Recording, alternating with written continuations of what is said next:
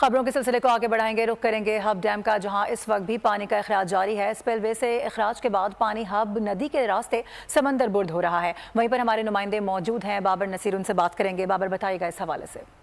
बिल्कुल, हालिया बारिशों से हब डैम एक बार फिर भर चुका है और इस वक्त हब डैम में स्पिलवे से पानी का खराज जारी है।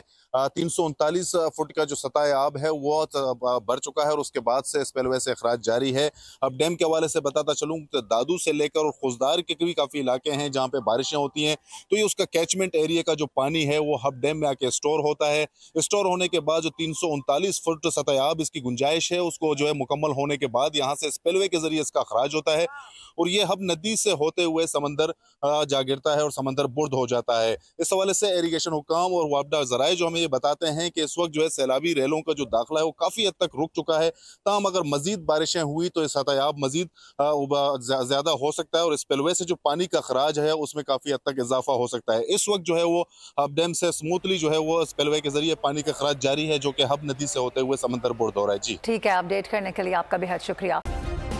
सब्सक्राइब करें और बेल दबाएं ताकि कोई खबर रह न जाए।